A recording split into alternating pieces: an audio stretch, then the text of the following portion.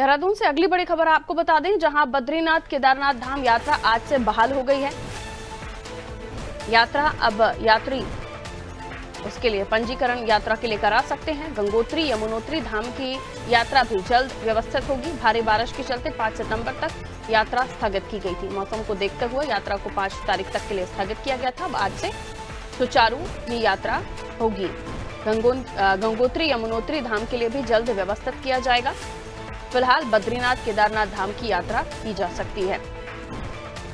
इसके लिए किस तरह पंजीकरण कराना है, क्या कुछ आप कर सकते हैं, हम जानकारी ले लेते हैं। सोनू हमारे साथ जुड़े हमारे सहयोगी हैं। सोनू, कैसे पंजीकरण करा सकते हैं? और क्योंकि 5 तारीख तक ये यात्रा स्थगित कर दी गई थी, आज अब 6 तारीख यानी आज से इसकी दोबारा से शुरुआत होने जा रही है। लेकिन गंगोत्री यमुनोत्री जाने वाले लोगों के लिए अभी फिलहाल उनके लिए धैर्य की स्थिति बनी हुई है। उनके लिए कब इस तरह की व्यवस्था हो पाएगी? देखिए पारुल, क्योंकि बड़ी संख्या में देश के अलग अलग क्षेत्रों से देवभूमि उत्तराखंड की 4 धाम की यात्रा करने के लिए लोग अपने परिजनों के साथ बड़े श्रद्धा भाव के साथ यहाँ पहुंचते हैं। और ऐसे में जब मानसून के दौरान लगातार आसमान से आफत की बारिश का कहर देखने को मिला और यात्रा मार्ग भी प्रभावित हुए, ऐसे में यात्रियों की सुरक्षा को ध्यान में रखते हुए सरकार को ये फैसला लेना पड़ा कि कुछ समय के लिए फिलहाल जो 4 धाम है, यमुनोत्री, गंगोत्री, केदारनाथ और बद्रीनाथ धाम, और यहाँ तक कि जो सिखों का पवित्र धार्मिक तीर्थ स्थल है, पवित्र स्थल हेमकुंड साहिब, यहाँ पर जो तमाम श्रद्धालु बड़े मनोभाव के साथ पहुंच रहे हैं, उनको कुछ समय के लिए उनके लिए यात्रा जो है सुरक्षा के लिहाज से स्थगित कर दी जाए। 5 सितंबर तक ये यात्रा आवश्यकता पड़ने पर सरकार ने स्थगित की थी। आज से फिर से ये पंजीकरण यात्री करा सकेंगे। खास तौर पर आपने भी जिक्र किया है केदारनाथ और बद्रीनाथ के लिए,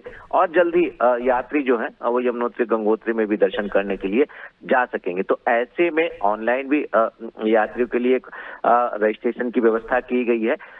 सुरक्षात्मक लिहाज से सरकार ने पंजीकरण की व्यवस्था की है, और साथ ही साथ ऑफलाइन भी अगर कुछ श्रद्धालु पहुंच जाते हैं तो वो दर्शन करके ही जाए। इसको ध्यान में रखते हुए सरकार ने ऑफलाइन भी पंजीकरण की व्यवस्था की है।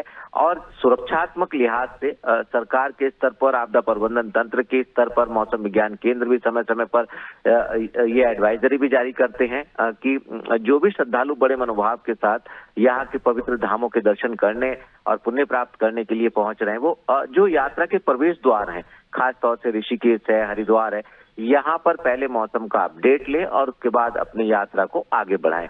तो कहीं ना कहीं यात्रियों की सुरक्षा को ध्यान में रखते हुए सरकार ने निर्णय लिया था आज से केदारनाथ और बद्रीनाथ धाम की यात्रा शुरू हो जाएगी, बहाल हो जाएगी आज से, और पंजीकरण करा सकेंगे श्रद्धालु। तो कहीं ना कहीं जल्द ही जो यमुनोत्री और गंगोत्री धाम की जो यात्रा है ये भी सुचारू हो जाएगी। तो ऐसे में लगातार अपील भी की जा रही है और यात्रियों की सुरक्षा का ख्याल भी सरकार के स्तर से रखा जा रहा है। बिल्कुल, तो यात्रियों की सुरक्षा का ख्याल भी रखा जा रहा है और इस बात का भी विशेष रूप से ध्यान रखा जा रहा है कि सही समय पर जो यात्री हैं उनको सही जानकारी मिले, ताकि वो अपनी समय रहते सही समय पर अपनी यात्रा को शुरू कर सके। सोनू, मैं लौट रही हूँ, अगली खबर पर आपसे जानकारी लेंगे।